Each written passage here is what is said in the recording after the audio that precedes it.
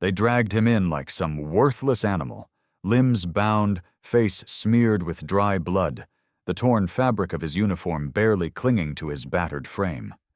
The floor beneath him was slick with green fluid, not his. The guards looked at him like he wasn't supposed to be breathing. And truth be told, by every logical measure, he shouldn't have been. The room pulsed in a low hum, sterile and gray, ceiling lined with lights that flickered in rhythms synced to alien tech.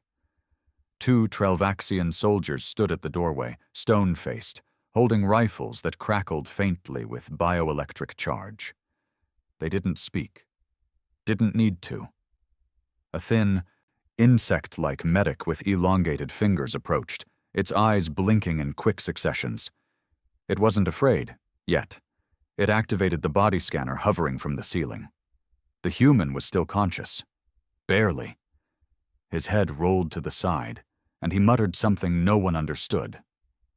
It sounded like a joke, or maybe a warning. The scanner beeped once, then again, then froze mid-sweep. Red glyphs began to flash across its holo-display, symbols of danger, warnings, flags. It scanned again, slower this time, like it couldn't believe the results. Bio-readouts scrambled and reloaded. Then it hit. Specimen flagged. Genetic instability detected physical damage. Extensive, non-fatal pain. Response, nullified regeneration rate. Anomalous threat level. Critical termination. Possibility, unconfirmed recommendation. Do not engage alone. The medic twitched, its clawed hand hovering just above the human's shoulder. It hesitated. Impossible, it whispered in its rasping dialect. The man smiled. One of his teeth was missing. The rest were stained crimson. "Scanner's not wrong," he croaked, eyes flickering open. "Tried killing me before, didn't work." The guards stepped forward instantly, rifles raised, but the medic raised its spindly hand, stopping them. It turned to the command node on the far wall, tapping out a sequence. "Commander Vurek," the medic called through the comms. "You need to see this." The wall shimmered, and a towering figure appeared through the projection. A high-ranking Trelvaxian officer, body wrapped in ceremonial armor that pulsed with faint bioluminescence. His eyes narrowed the moment he saw the man. "You caught that one alive?" "We think so, sir." "You think?" The human chuckled, a low, cracked sound, like something rusted trying to turn.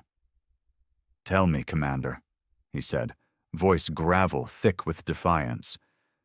"How many of yours did I take before I let myself get caught?"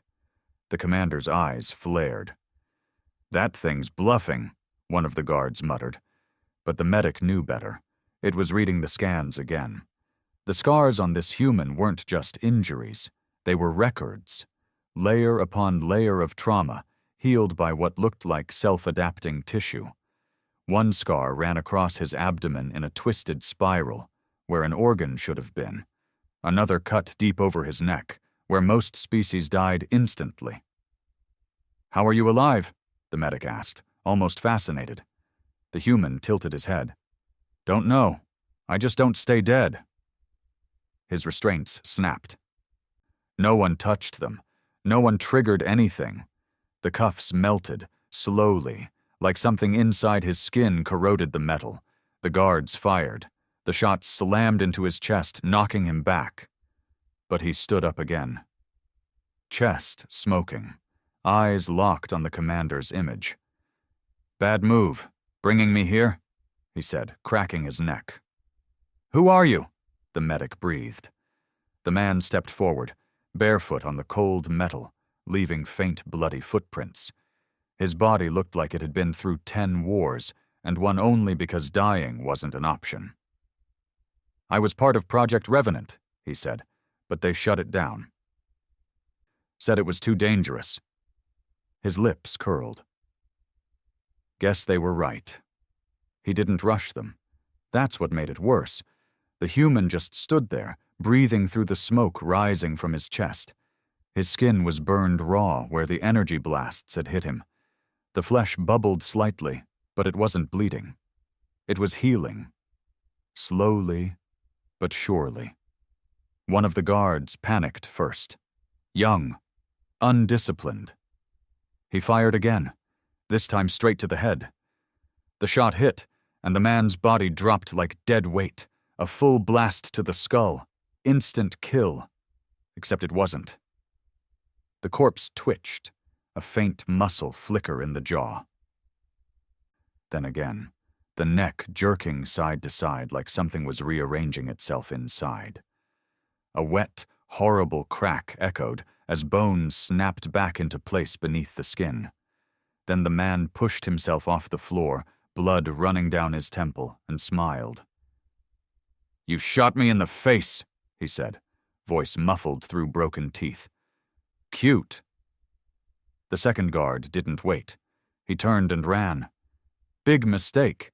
The human moved fast, faster than he should have been able to. One moment he was limping, next moment he was behind the fleeing guard. No weapons, just fists. He grabbed the alien by the back of the neck, slammed him into the wall so hard the surface dented inward, then drove a knee into the creature's spine. There was a sharp crunch, then silence. The first guard dropped his weapon.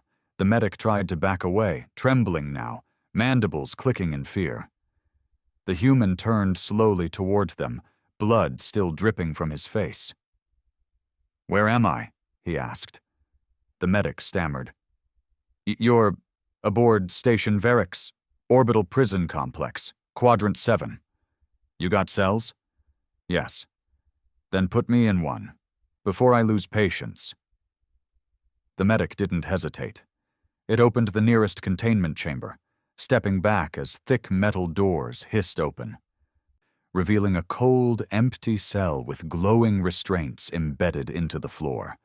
The man walked in without resistance. He sat down on the bench.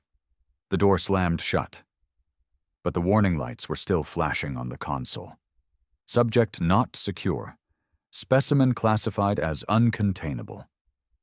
Commander Vurek watched the footage again from his command chamber, for the 5th time. He didn't speak, didn't blink, just stared at the screen. The human's face, the aftermath, the pure chaos of what was supposed to be a simple prisoner intake. "I want everything we have on Project Revenant," he said finally. The intelligence officer hesitated. "Sir, Revenant was a human black site. No records exist in the intergalactic database." "Then get me what does exist," Vurek snapped. "Rumors, leaks, testimonies. I don't care if it comes from some scavenger ship's bartender. Find it." "Yes, Commander." Vurek stood, eyes still locked on the paused image of the man in the cell. Bruised, bloodied, but sitting like a predator waiting for the door to open. "He's not a soldier," Vurek muttered. "He's a weapon." The cell wasn't uncomfortable. It was colder than Earth standards, but he'd slept in worse places. Trenches, crashed freighters, a swamp once, where he was half-eaten by native worms. He didn't remember all of it. Some memories were burned out from the treatments. Others he buried deep. There were no mirrors in the cell, which he appreciated. He didn't like seeing his face anymore. His name, the real one, had been erased long ago. First by the scientists who made him what he was, then by the war that used him. Now even he didn't say it. They had called him Unit 9 during the Revenant trials. The last successful experiment before the project got shut down. Not shut down because it failed. Shut down because it worked too well. He leaned forward, elbows resting on his knees. The pain was starting to fade, which meant his nervous system was stabilizing again. The bullet hole in his head was mostly closed, though the skin still felt tight. He ran his hand along his rib cage and found a piece of shrapnel still lodged under the skin. Metal. Trelvaxian alloy. He dug his fingers in and pulled it out, gasping once as the blood poured. The pain was real, always real, but it didn't stop him. Never did. He stared at the piece in his palm, then flicked it across the cell. Footsteps echoed down the hallway minutes later. A shadow stopped outside the glass. "Tell me your name," said a calm voice. The human looked up. The woman, tall, four-armed, blue-skinned, wore a lab coat over armor, eyes sharp but tired. "I'm Dr. Urath, lead xenogeneticist," he grunted. "Congratulations. I've seen a lot of human prisoners, but none like you. You've survived wounds that should have left your brain jelly. Your bones are bonded with carbon titanium. Your heart stopped 3 times during intake, and you're still here, talking, breathing, mocking. Still haven't asked the right question," he said. "Which is?" He leaned forward, smiling just slightly. "Why did I let you catch me?" She didn't answer. He laid back against the wall, closing his eyes. "I needed a ride up here. Couldn't exactly book a shuttle." Urath narrowed her eyes. "You wanted to be brought to Station Varix?" "No. I wanted to be brought close to something that's up here. Something you freaks are hiding." She hesitated, the calm flickering. "You're insane." "I've been worse." She tapped a screen outside his cell. "We're running tests. You'll be sedated soon and studied." He chuckled. "Sure, you try that?" The lights in the hall flickered. Urath looked up at the ceiling. He smiled wider. "Something's wrong, isn't it?" She didn't answer. Because something was wrong. All across the station. 3 decks below. The alarms were already starting to wail. One of the science wings had gone dark. Cameras stopped transmitting. A pair of security teams dispatched to investigate never returned. Then another blackout. This time in the energy control sector. Vurek was already moving toward the war room when the alert came through. "Commander, something's in the walls." The voice crackled through the comms, high-pitched with panic. "It's moving through the ventilation, fast. We think it's..." Static, then nothing. Vurek stood frozen as the lights in the hallway dimmed.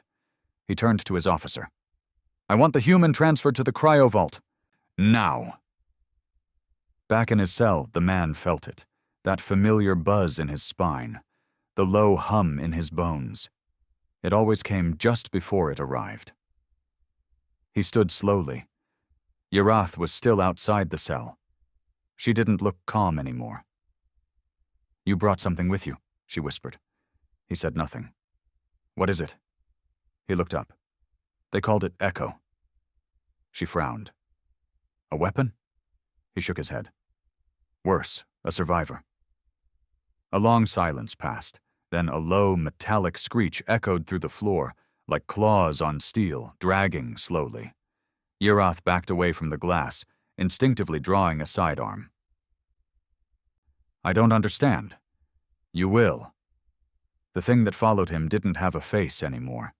Maybe once, long ago, before the war, before the Revenant trials. They were both part of it. Same project, same lab, same pain. But it didn't survive like he did. Not fully. Echo had gone rogue during Phase 5, mutated beyond orders, beyond control. It stopped taking commands. It stopped distinguishing between friend and enemy, and it kept following him. Across galaxies, across battlefields, across time, not because it hated him, because it needed him. They were linked. Blood, code, trauma, like 2 halves of a broken god. The human sat back down on the bench. He exhaled slowly, then pressed his fingers to the old scar on his chest, the one Echo gave him. Then he whispered, "I know you're here." Outside, in the far hall, something moved.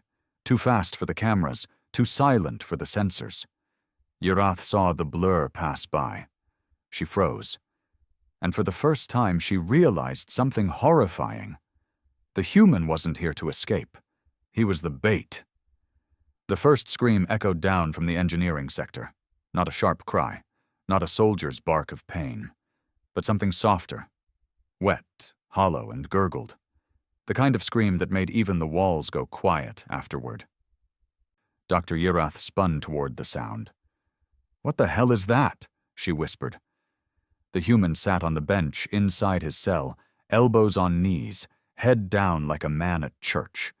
His voice came out low, steady, and too calm for the chaos that was spreading outside. "That's the sound it makes when it doesn't kill quick." Yerath turned to the console and began punching in override commands. Nothing responded. The station system flickered again, lights dimming, controls freezing, and then the whole hallway lit up red. Alert. Containment breach.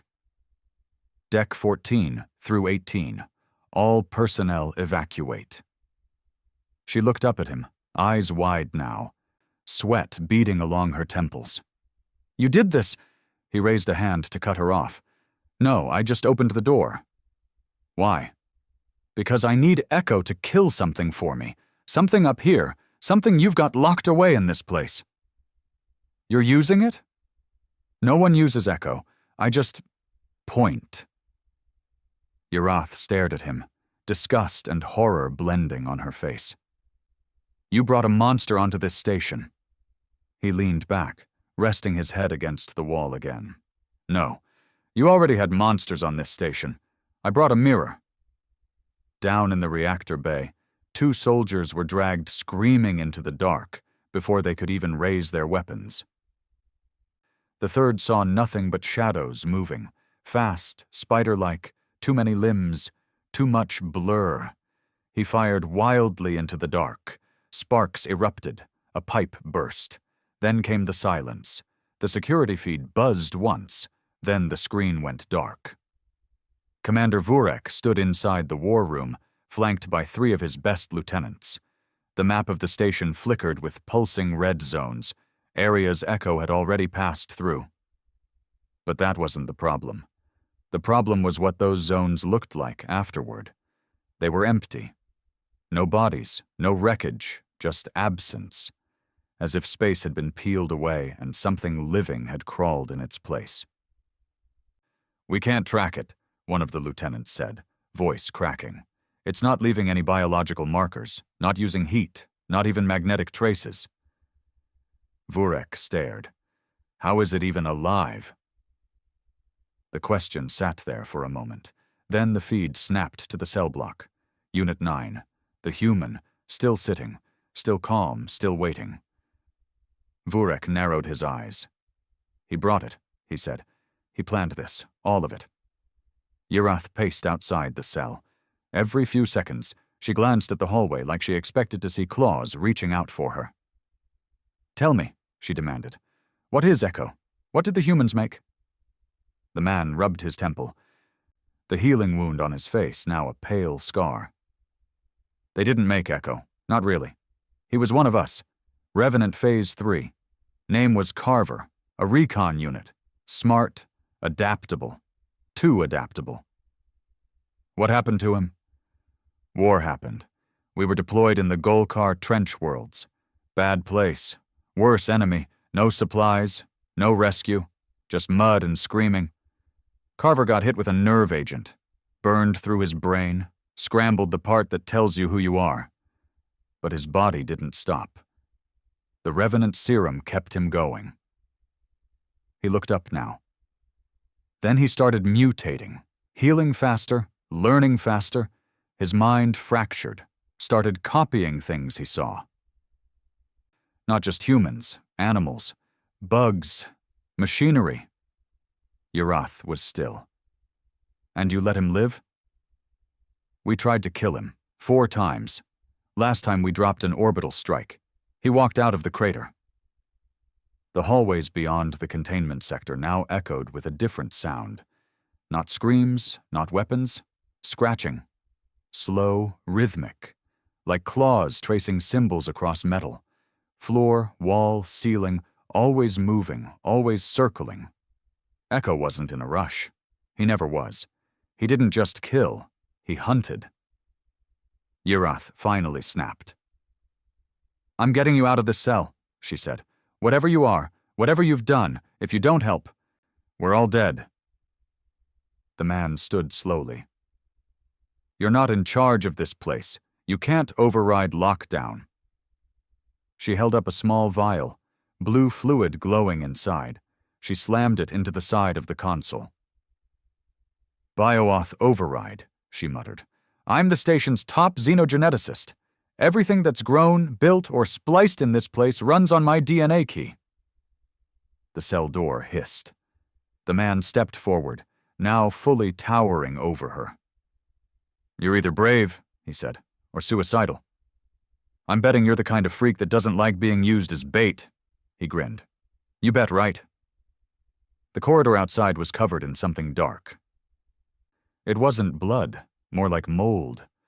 Black-green fungus that pulsed faintly under the lights, moving as if it breathed. The walls had started to rot in places where Echo had passed. "It's his trail," the man said, examining it with narrowed eyes. "He leaves this behind when he's hunting slow." Urath gagged. The smell was acidic and sweet, like something long dead mixed with rust. The power flickered again. Then a whisper echoed. Not a voice, not even a sound, just a feeling. 9. She looked around. "Did you hear?" He didn't answer. He was already moving. They took the maintenance shaft, crawling between pipes and cold conduits. Echo didn't like tight spaces. The man figured that gave them minutes at best. "Where are we going?" Urath asked. "Level 12, the vault." She froze. No, that's classified. That's where we keep—" "I know what you keep. That's why I came." She narrowed her eyes. "You said you needed Echo to kill something. You meant that thing?" He didn't answer. She grabbed his arm. "You can't be serious. It's in stasis for a reason. If it wakes up—" He turned to her, face hard now. "Echo is already awake. One death isn't enough anymore. He wants something that fights back, something that bleeds harder, screams longer. You locked it up, didn't you?" "I'm going to give it to him." "You're insane." "Maybe. But I'm the only thing standing between you and being chewed into paste." They kept crawling. Level 12 was sealed. Thick blast doors, multiple redundant locks, and a bioscan that required 6 command-level clearances. Designed to never open again. Urath approached the panel. She hesitated. "What's inside?" she asked quietly. "Really?" The man stepped forward, wiping Echo's trail off his boots. "Something we buried, something older than the war, not made by humans or Trelvaxians, just found, cold, waiting. Your people thought they could study it. We extracted samples. Just fragments, and those fragments nearly killed a planet. You remember the Helion incident?" Urath went pale. That wasn't a reactor meltdown. He said nothing. Then he placed his hand on the scanner. The panel turned green. Urath stared in disbelief. "You have vault access?" "No, but the thing inside knows me." The door began to open. Inside, the chamber was silent. White light, walls of steel reinforced with anti-telepathic dampeners, and in the center, a tank, not filled with liquid, just fog. Floating inside, suspended by nothing, was a shape. Barely visible. Human-like, but wrong. Too tall, limbs too thin, skin translucent. No eyes. It stirred. Urath trembled. "What is it?" The man stared through the glass. "The first one." "The first revenant?" He nodded. "No injections, no lab, just found, buried beneath ice in the shadow of a dead moon. The scientists tried to dissect it. It grew back. Tried to translate its brain signals. Got infected. The ones who touched it went insane. Screamed until their tongues tore out." "And you want this to fight Echo?" He stepped forward, pressing his palm to the glass. "No. I want them to kill each other." Behind them, a screech split the hallway. Echo had arrived. The creature stepped through the broken vault doors. It had changed. Parts of its body resembled old armor. torn and fused with bone. Its mouth stretched from ear to ear, with too many teeth inside. Eyes like burning coal, but wet, always wet. It stopped, staring at the tank, then at the man. He didn't move. "You followed me all this way," the man said. "You want the real challenge?" Echo tilted its head. The thing in the tank opened its eyes. No pupils, no irises, just silver light, ancient and cold. The room dropped 10 degrees. Yirath screamed. The tank shattered. Fog poured out like a living thing. The creature floated forward, toes never touching the ground. Echo growled. The human stepped back, dragging Yirath with him. "Now," he whispered, "let the real monsters fight." The air turned thick, heavy, like breathing through smoke and ash. Yirath clung to the edge of the vault doorway, gasping, eyes wide and unblinking as fog poured from the shattered tank, coating the floor like death crawling in slow motion. The creature, no, the thing that emerged didn't have to roar or snarl. It didn't posture or bare claws. It just was, a presence that bent the space around it like gravity given emotion. Echo stopped moving. That was the first sign something was different. He'd torn through armies, ripped through steel, devoured men and beasts alike. But now, face to face with the Ancient One, he froze, like even he didn't know what this was. The human watched from the far corner, eyes fixed, jaw clenched. "Good," he whispered. "You feel it too." The Ancient One drifted across the floor, bare feet hovering an inch above the ground. Its limbs didn't move like normal, too smooth, too synchronized, like it wasn't a body but a puppeteer controlling something it wore. Its silver eyes locked onto Echo, and then it spoke, not with words, not with sound, but with thought. The human's nose bled instantly. Yirath screamed, clutching her ears. Alarms exploded across the station as system logs burned out from the psychic interference. Echo took a step back. It was the first time anyone had ever seen him retreat. The Ancient One didn't stop. And then, in a flash of movement too fast to track, Echo lunged. They collided in a blur of bone, teeth, and darkness. Echo roared, not an animal sound, but something that shook the very walls of the station, bending lights and glass. His limbs expanded, twisted, elongated mid-strike, growing new spikes as he slammed into the Ancient One with everything he had. But the thing didn't move. It absorbed the hit. Echo's claws tore through flesh, but there was no blood, only light.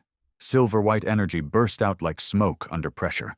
The Ancient One's face twisted, not in pain, but in curiosity. It responded. No fists, no screams, just a hand on Echo's face. And then Echo screamed. A deep, guttural sound that none of them had ever heard from him. The hallway behind him shattered, walls caving inward as the psychic feedback surged through the bulkhead. Sirens howled, oxygen vents burst. The gravity flickered for a moment as the structural integrity began to buckle. Yirath fell to the ground, covering her head. The human didn't move. His eyes stayed on Echo, watching him writhe under the Ancient One's grip. "He's never felt pain like that before," the man muttered. Commander Vurek watched in stunned silence from the command deck. The security feeds were struggling to maintain signal, most distorted by static, psychic pressure, or camera overload.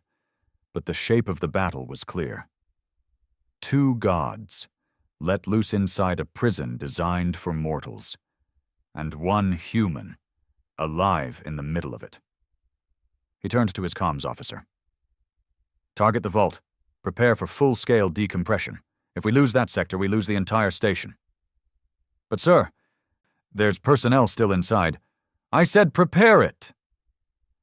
Inside the vault, the world was starting to break. The floor fractured beneath Echo as he slammed into the wall again, this time using a mass of tendrils that shot out from his spine. The Ancient One was finally forced backward, though it barely looked injured. Its arms hung limp at its side, yet its expression, if it could be called that, was slowly changing. Less curious, more awake. The human could feel it, a pressure behind his eyes, like nails digging into his skull. Yarath stumbled up beside him, blood smeared across her chin. "What are they?" she gasped. He didn't answer right away. His hands were clenched, breathing steady, calculating. "They're proof," he said quietly, "that we were never supposed to win the war, that humans weren't supposed to survive any of this." Yarath blinked. "What do you mean?" He turned to her, eyes cold now. "Project Revenant wasn't made to fight the enemy. It was made to replace us, to see what kind of monsters humanity could breed if we stopped pretending to be human." She shook her head. "No. I've seen the data. Revenant was created to develop enhanced soldiers." He cut her off.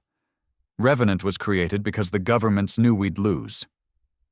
The war was already over. Earth was burning. The colonies were collapsing. We were just trying to see what kind of legacy we could leave behind. Something that would survive the ashes." He gestured to Echo, now screaming as the Ancient One drove a glowing hand into his chest, melting his bone armor into liquid. "That's what they made. That's what I am." The ceiling cracked above them. Pieces of reinforced steel dropped like hail. One of them smashed a control panel, sending arcs of electricity up the walls. Yarath ducked. The human didn't move. "I have to shut this down," she said, crawling to the console. "There's no shutting this down," he said, "only surviving it. I can vent the chamber, flood it with null gas. Won't work." Echo breathes through his skin. The Ancient One doesn't breathe at all. "Then what the hell do we do?" He didn't answer right away. Then he pulled something from inside his uniform. A small black disc, no larger than a coin, inscribed with burned-in glyphs that pulsed faintly. Yarath recognized it instantly. "You have a detonator?" He nodded. "Kill switch. It won't destroy them, but it'll slow them both down long enough to trap them again." She stared at him. "That's a suicide trigger." He didn't deny it. She stood. Lips tight, furious. "You planned to die here. You brought Echo to this place knowing he'd wake the Ancient One. You lured them into the same pit, and now you're going to bury yourself with them." He looked at her. Really looked. "Yeah. Why?" "Because I'm tired of being part of someone else's nightmare." He started walking toward the battle. Echo was on one knee now, bleeding silver-black ichor from every joint. His body was mutating rapidly, arms doubling in size, mouth splitting, bones bursting from his back like spikes. But it wasn't helping. The Ancient One was changing too, becoming more solid, more here. Its skin now shimmered with heat. The space around it vibrated with distortion. The human walked between them. They both paused. Even Echo, mad as he was, froze the moment the man entered the field. "I brought you here," the man said. "Both of you. I needed you to see each other, to remember what we are." Neither creature moved. The man held the disc high. "This is the end." Then he pressed the trigger. Nothing happened. Yarath screamed from the corner. "It's not working!" The man looked down at the disc. The lights were still pulsing, still active. But the failsafe wasn't engaging. Then he realized the Ancient One was holding the signal back. It was absorbing the energy, blocking the kill pulse in real time. Echo lunged. The Ancient One caught him mid-air and slammed him into the ceiling, pinning him like an insect. Then it turned to the man. For a long moment they stared at each other. He stepped forward. "I know you remember me," he said.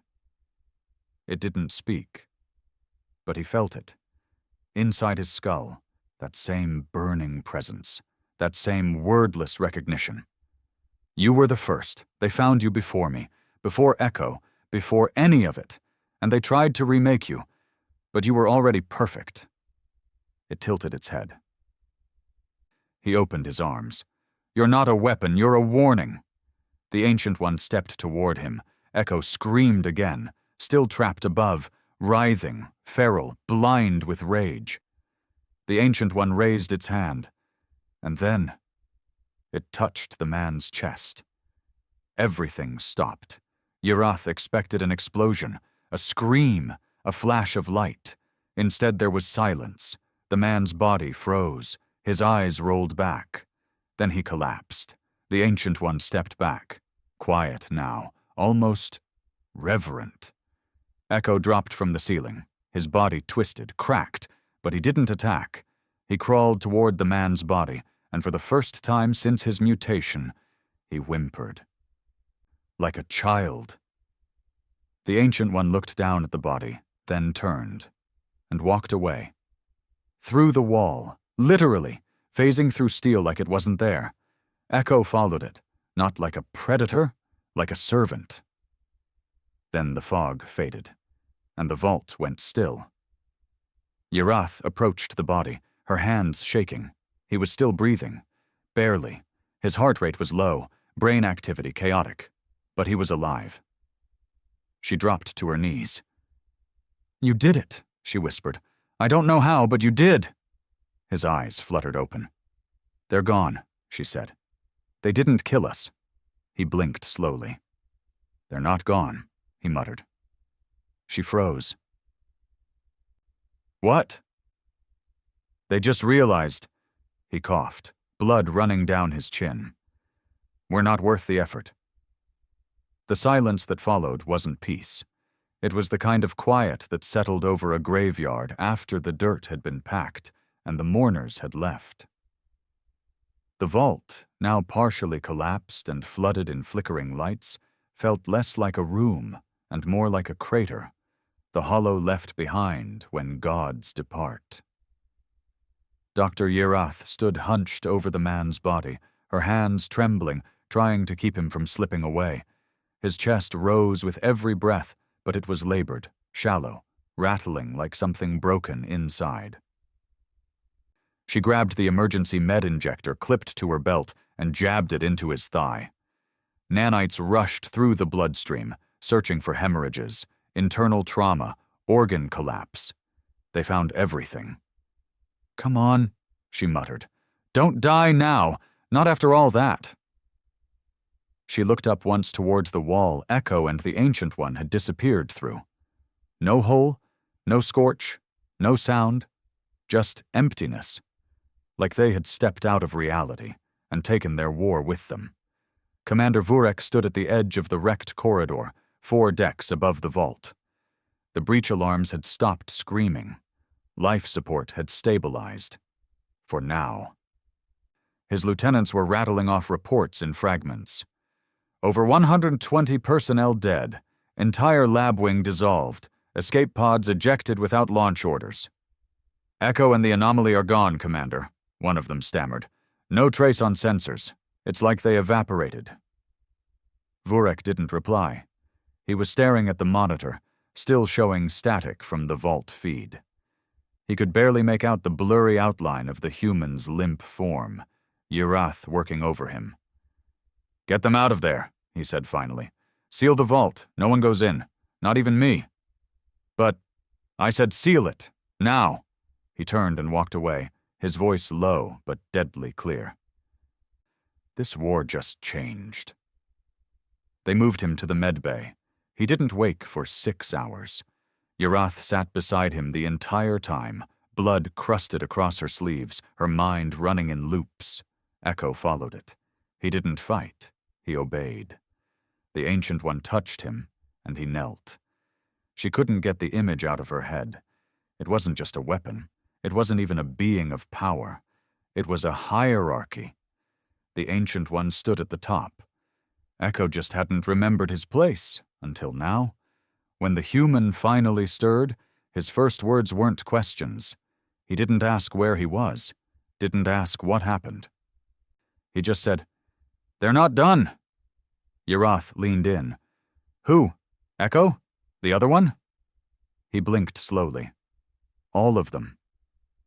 She helped him sit up. The bones in his side were still cracked. A few ribs hadn't regenerated. His healing had slowed. She didn't know if that was from the strain or something else the Ancient One had done. You need rest. I need answers. I have more questions than answers right now. He looked at her. There was no sarcasm in his face anymore. No smile. Just exhaustion. They're not individuals, he said quietly. They're fragments. Pieces of something whole. Revenant wasn't trying to make soldiers. It was trying to map something. Echo me, the one in the tank. We're all shadows of the same shape. Urath frowned. You're saying there's more like them?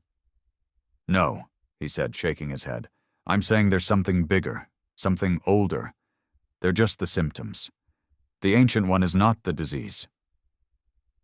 Urath stepped back. But then what is? The war room had turned into a morgue. No one spoke above a whisper. Half the data servers had been fried from psychic overload. The Trelvaxians had initiated a full planetary quarantine. No ships in or out. Station Varix was a biohazard zone. Vurek stood before the central command node. A dozen holograms blinking before him.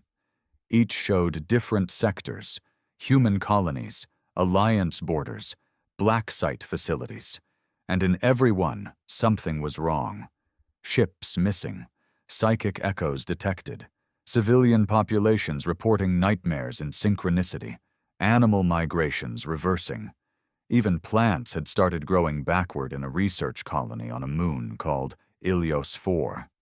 He turned to his aide. Send a message to every Allied fleet. Red tier classification. The aide blinked. What's the message? Vurek clenched his jaw. Tell them, Revenant was not a failure. Urath helped the man back onto his feet. His muscles were twitching, almost like they didn't fully belong to him anymore.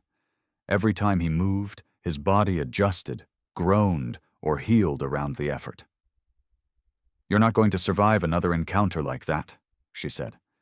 I'm not planning to. She walked beside him as he limped toward the observation deck. They both stared out at the void, stars blinking in silence. Tell me, she said after a long pause, what happened to the others? The other revenants? She nodded. His expression hardened. Most died. Some went rogue. A few just vanished. We lost track of them. They stopped pinging their neurotags. Some think they burned out. Others say they went to sleep, waiting. Waiting for what? He looked out at the stars. For the call. He explained more than she wanted to hear. That Revenant wasn't a military project. It was a reactive weapon system. Humanity's final answer to extinction. Inject trauma, memory, rage into human hosts, then push them beyond the threshold of death and let them come back. Different. The idea was that if something ancient ever returned, something that couldn't be killed by traditional means, these revenants would be the only things twisted enough to face it. They weren't heroes, he said. They weren't meant to be. What about you? She asked. He shook his head. I volunteered. I just didn't know what for. She didn't know what scared her more. The fact that he still bled like a man, or that he kept surviving like something else. Before she could say more, the intercom pinged. Dr. Urath, report to command. She nodded, helping him sit again before she turned to leave. He grabbed her wrist. If they ask what happened, don't lie, but don't tell them everything. She frowned. Why not? Because if they realize those two didn't fight to the death, they'll want to follow them. And if they follow them, he let go. They'll find where they came from. The next hours blurred. Urath debriefed. Vurek demanded a written report, a neuro-backed playback, and a full copy of the vault logs. She complied, but she left out one detail. That just before Echo followed the Ancient One through the wall, he looked back. Not at her. At the man. And he bowed his head, like a soldier saying goodbye to the only thing he still respected. Vurek stared out over the void. The station's engines had powered down. Full quarantine enforced. Rescue teams denied access. No contact allowed, not until they understood the scope of what had been unleashed. The reports coming in weren't just strange, they were strategically impossible. A mining rig in the outer asteroid belt had been found empty, still functional, power full, but every crew member gone. No bodies, no logs, just one word scratched into the side of a steel wall. Home, and then the Earth signal. Something deep under the Pacific had pulsed once, a sub-frequency that matched the bio-signal of revenant candidates. Old Earth, forgotten. Vurek turned to his staff. Get me everything we buried on Earth. Back in the medbay, the man sat alone now, staring at his hands. They were trembling, not from pain, not from fear. From recognition. The Ancient One had touched something in him, pulled something out, a memory, a trigger, a command. He wasn't sure. But something inside was awake now. And it wasn't human. The ocean never gave back what it took. At the bottom of the Pacific Rift, 7 miles deep in a trench blacker than space, something stirred. No cameras were allowed this far. No signal buoy could survive the pressure. But the machines they'd left behind decades ago still worked, quietly, relentlessly. And today, after nearly 40 years of silence, one of them blinked. A single pulse. Low frequency. Ancient code. Buried beneath miles of rock and salt water, Sight Helix had awakened. Yirath stood before the human, silent as he pulled gauze off a wound on his side. It wasn't bleeding anymore, just a pale, jagged scar, another to add to the rest. He was pacing now, slow, deliberate, controlled. His eyes were clearer than they had been since she met him. But there was something cold behind them now, something far from human. The touch changed you, she said. He didn't deny it. I feel it, he said, in my spine, like something's watching from inside. What was it? He looked up. It wasn't a creature. It was a memory of something that came before memory. I don't think it was made. I think it's always been here. Yirath sat down on the edge of the med table. That's not possible. No, he said. It's not supposed to be. On the command deck, Vurek stared at the transmission logs. 3 hours ago, Earth pinged the signal, the same frequency embedded in all Revenant hosts. It shouldn't have been possible. Earth had shut down Project Revenant after the lunar collapse. All candidates were reported terminated. No trace remained. But now, Sight Helix had pulsed, then gone silent again. Vurek called in his science advisor. I want a full report on the Pacific Trench Vault, every file, every restricted layer, no redactions. The advisor hesitated. That vault's been off-grid since before the treaty. Even the Earth Council denied its existence. Then you better hope that denial was a lie, Vurek said. The man walked the corridors of Station Verix, like he belonged to them now. No guards stopped him, no doors locked for him. Yirath walked at his side, uneasy. You know, I never asked your name, she said. He didn't answer. Do you even remember it? He stopped. I had one, he said, but it died with me in the crater. She didn't push further.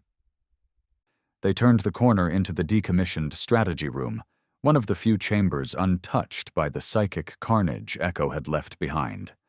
Inside was a wall-to-wall star map, still blinking with active sectors, colonies, war zones, and dead planets. He pointed. There. Yirath squinted. That's Earth. It's not just Earth, it's where Revenant began. I thought it was made in orbit. No. The serum, the triggers, the memory stacking, that came later. But the design? The signal? That came from Site Helix. She frowned. You're saying they found something on Earth? He nodded. They found a corpse buried in a shell of carbon, untouched, undecayed, older than recorded time. And the moment they moved it, dreams started. Visions. Madness. People started carving symbols into their skin, words that weren't human. Urath whispered. The glyphs. Yes, they copied them onto our bones, embedded them into our DNA, tried to reverse engineer it. She was shaking now. They weren't trying to build super soldiers. They were trying to understand what that thing was. He turned to her, voice low, steady. Project Revenant didn't make weapons. It made mirrors. It reflected something ancient, and now that reflection has found us back. Meanwhile, across the galaxy, the other began to whisper. A colony on Vesta 4 reported mass insomnia, hundreds refusing to sleep, eyes bloodshot, drawing spirals on the walls of their homes. A mining crew on Glare Station found one of their own standing outside the hull without a suit, staring into vacuum, unharmed. And in a lab on Maverick 7, a Revenant prototype that had been cryo-frozen since the war opened its eyes. All across the stars, something was waking. Back on Station Verix, Urath stared at the wall of the observation deck. She had seen many strange things during her scientific career. Alien species, biohybrid tech, artificial sentience. But nothing shook her like this man did, not because he was powerful, but because he seemed like he no longer cared about survival. He moved like someone who'd already accepted the end. You said they're not done, she said. What happens now? He looked out the viewport. Earth was just a distant glimmer on the map. They're not after destruction, not like Echo. They're after remembrance. They want to be remembered, rewritten into the core of what we are. She frowned. How? By replacing us, not all at once, piece by piece. Vurek summoned both of them. The command chamber was empty except for the three of them now. No lieutenants. No officers. Just truths too big for hierarchy. He slid a holopad across the table. This is what's under the Pacific, or at least the last image we had before we lost contact in 2171. Urath leaned forward. The image was blurry, black and white. The shape was humanoid but bloated, lying in a cradle of stone that didn't resemble anything natural.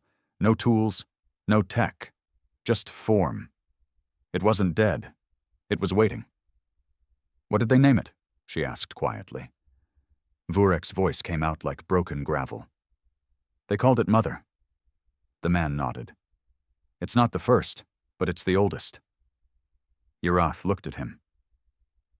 How do you know? He looked down at his hands again. Because I've seen it, in the dark, before the Revenant process, before the surgeries. When I was dead for 8 minutes, I saw it watching. He turned to Vurek.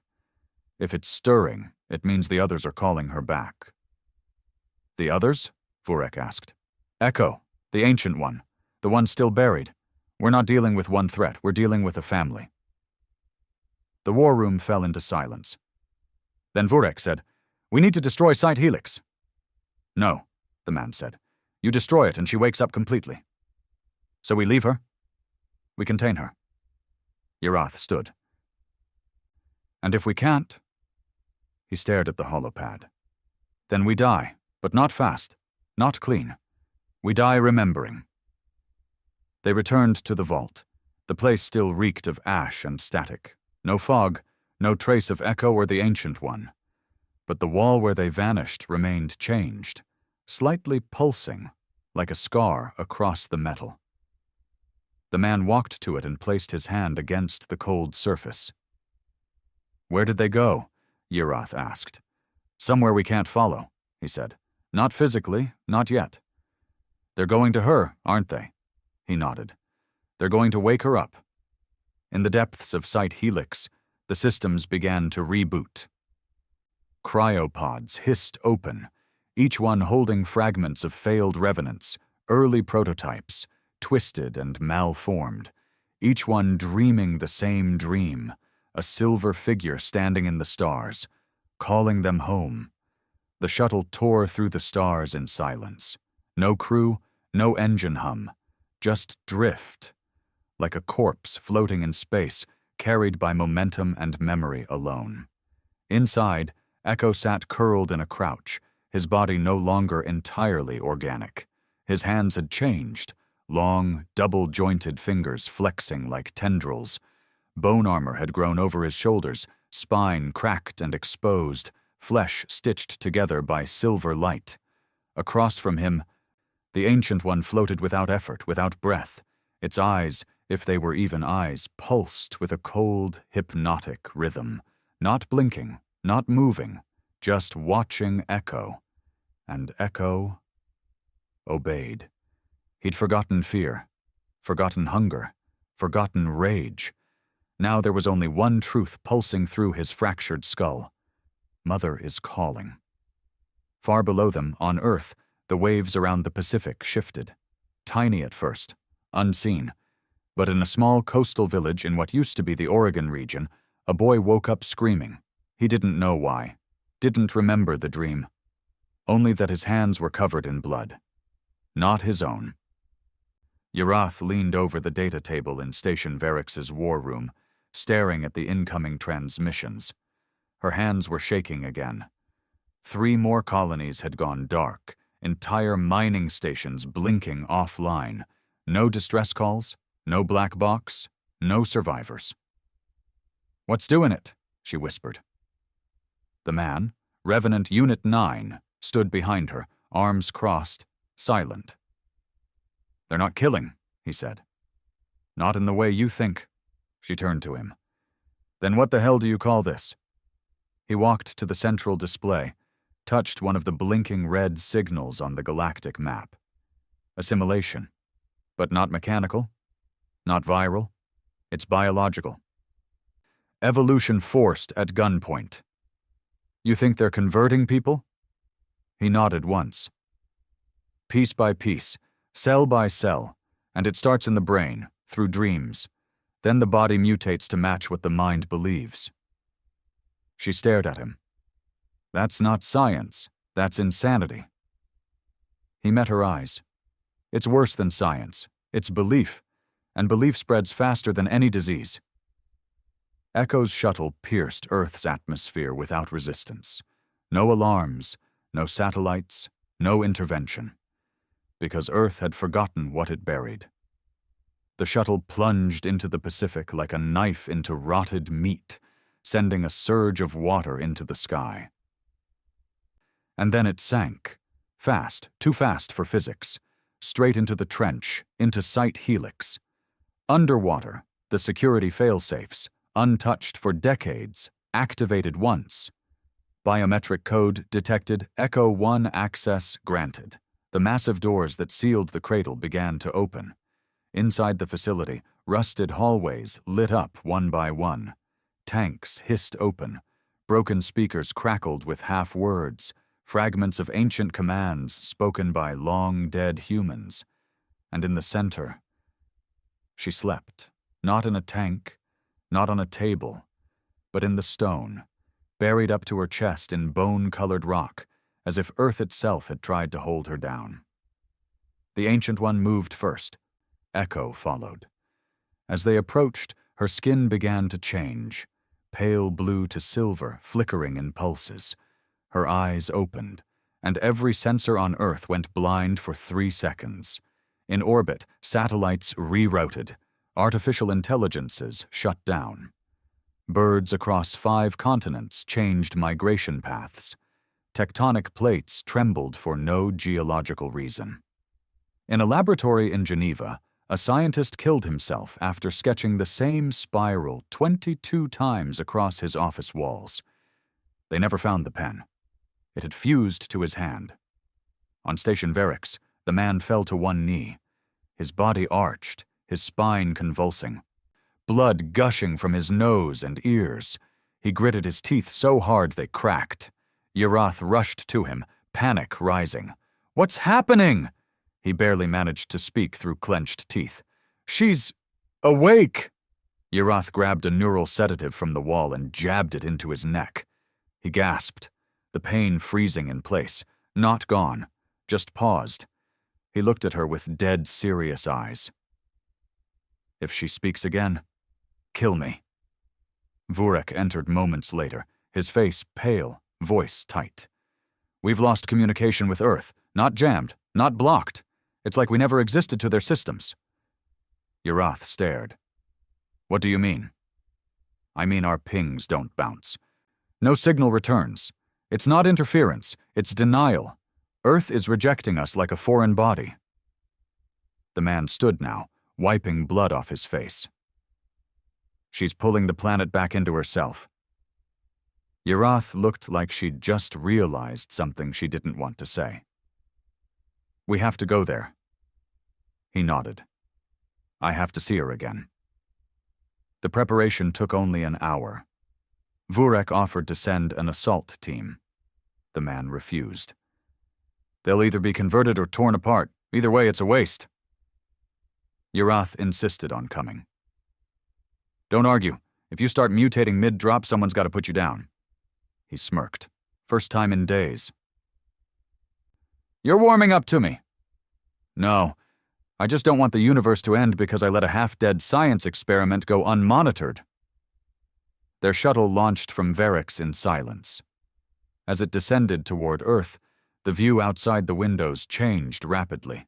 No cloud cover, no pollution. The oceans glowed faintly, a silver pulse beating in the Pacific, like a second heartbeat for the planet. "God," Yerath muttered. "No," he whispered. "She's older than God." They reached Site Helix in under 20 minutes. No military ships, no satellites, no resistance. Just silence. When the shuttle descended into the trench, the scanners began to short out.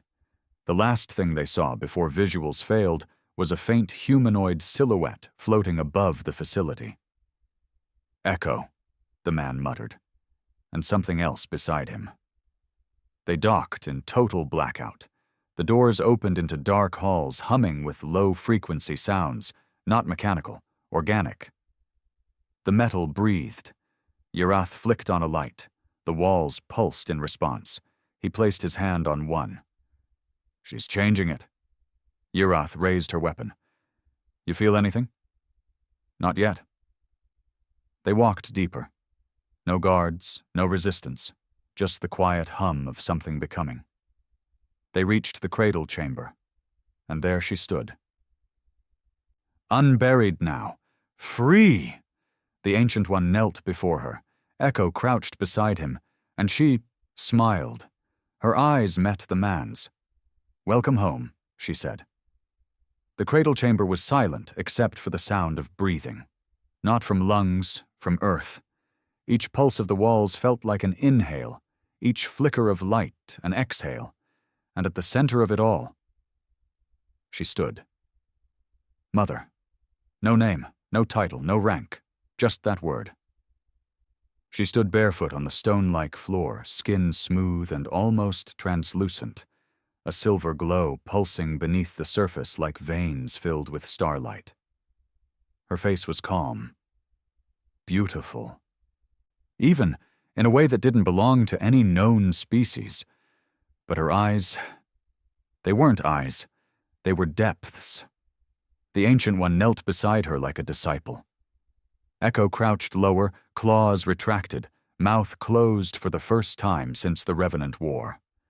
And across from them stood the man, the last Revenant, scarred, shaking, and silent. Yerath stood a few paces back, weapon raised, but it trembled in her hand. Her fingers couldn't find the trigger. Her mind couldn't find how to resist this thing. Because looking at Mother didn't inspire terror. It inspired submission. She looked at the man, smiled. "You've come home," she said again. Her voice layered, like multiple versions of her speaking in perfect harmony. "I'm not yours," he said through gritted teeth. "You were always mine. Your pain, your rebirth, your resilience, all borrowed. I just waited for you to remember." He stepped forward, chest rising, hands clenched. "You're not a god. You're a disease." She tilted her head gently. "And yet you're built from me." She turned slightly toward Yerath. "You shouldn't have brought her," she said. "She still thinks she's separate from you." Yerath's lip curled. "I'm not afraid of you." "No," Mother whispered. "You're afraid of what you'll become."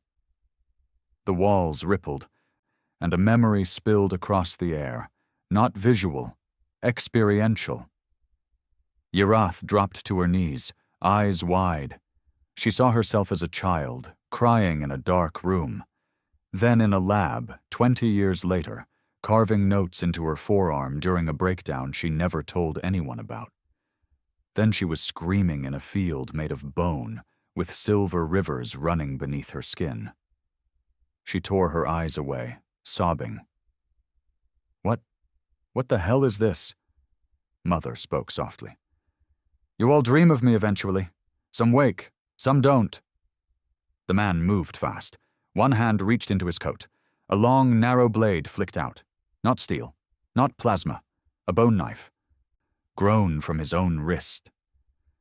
She didn't react. She just watched. He charged. Echo didn't move. Neither did the Ancient One, because they knew the outcome.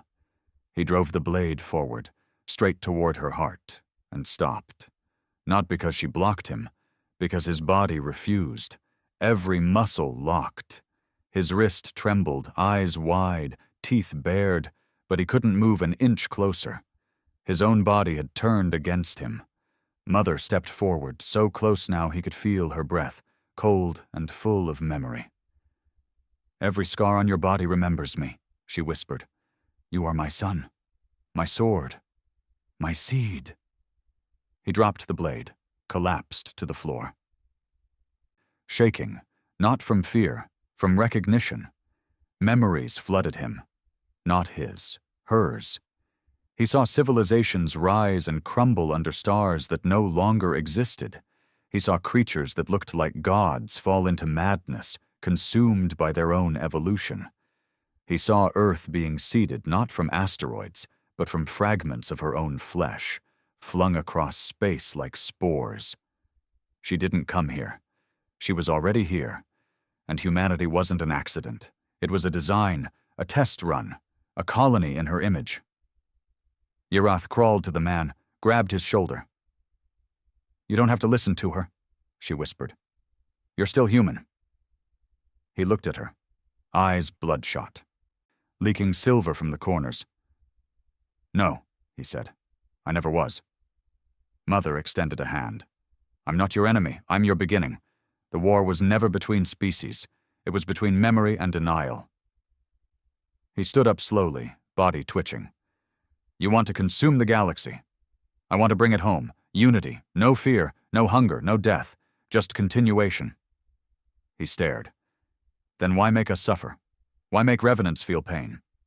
Her expression changed. Not cruel, honest. "Because pain is the path to clarity. To survive, you must burn everything soft away." She looked at him again. "You've already changed. You've crossed back from death. You carry pieces of Echo, pieces of me, but the final choice is still yours." "What choice?"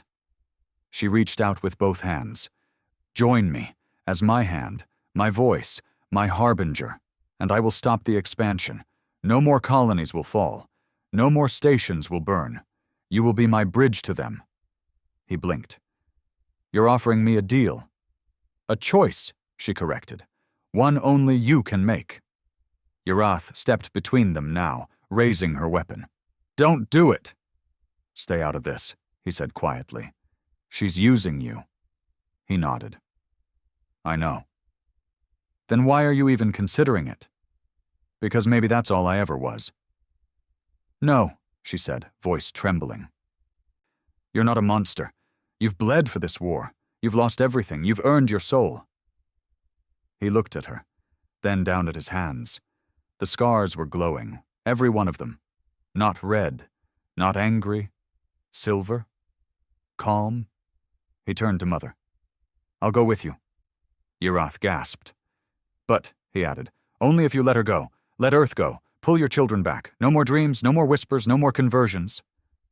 Mother blinked, slowly. Agreed. Echo stood now, body still twitching from residual pain. The Ancient One stepped back. Mother extended her hand once more, and the man reached out, but instead of taking it, he stabbed her. Boneblade. Back in his palm. This time his body allowed it. Because it wasn't rage, it was love.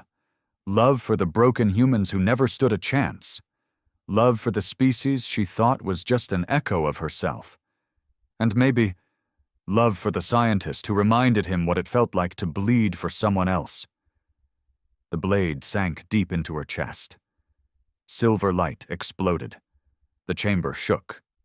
Echo screamed, leaping forward. The Ancient One raised its hand, blasting the man backward.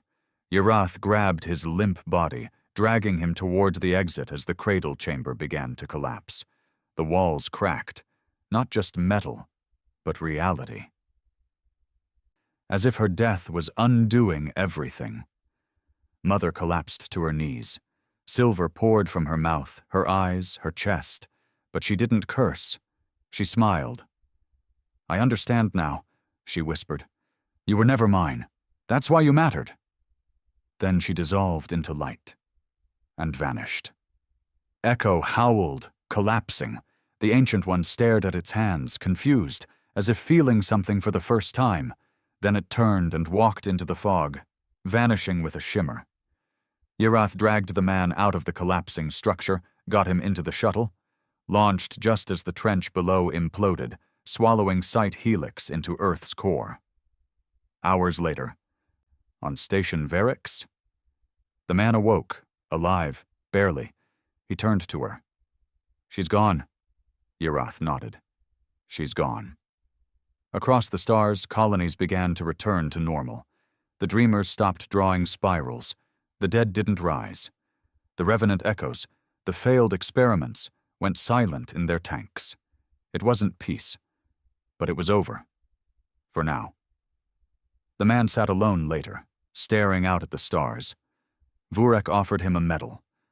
He refused it. Yerath offered him a name. He didn't answer. Because some men don't need names. Some men only exist when there's something worse to kill.